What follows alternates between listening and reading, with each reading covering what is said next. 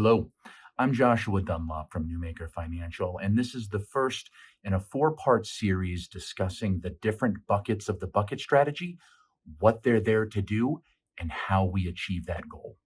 Let's start with bucket one.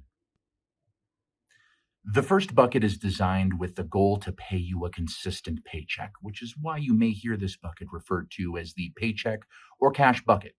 Think savings accounts, CDs, heck, even think cash under your mattress. Typically, we want 6 months to 5 years of your personal needs in this bucket. And that can be controversial because for so long, cash has returned relatively little. But let's consider the why of bucket one.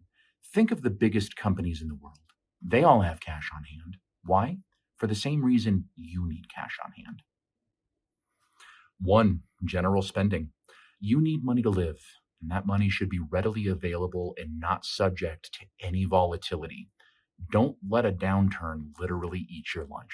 Number two, handle personal emergencies. Would you believe I once had a person tell me they didn't need cash on hand because they weren't planning on having an emergency?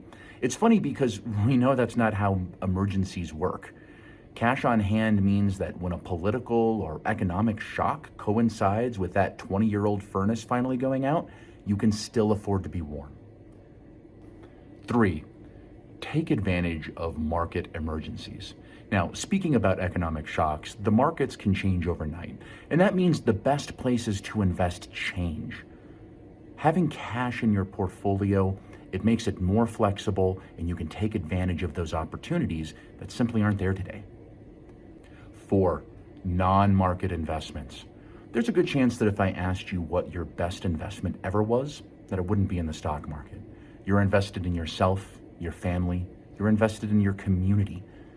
And those investments have made you who you are today.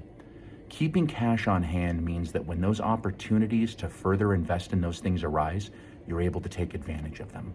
So now that we know the why, let's look into the how. This is not an exhaustive list of investments by any means. That video would be 4 hours long, and no one wants that.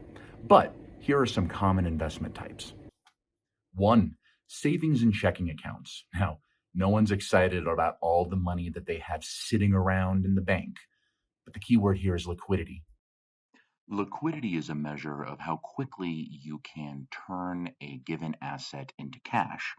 Now, because checking and savings accounts are already cash, they are very liquid.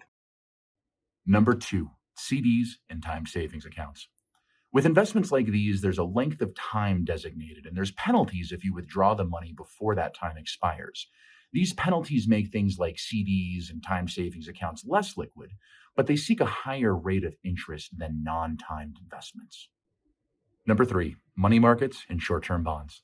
Liquidity on these investments is variable, as is the interest rate, which can provide opportunities for small portions of bucket one for you.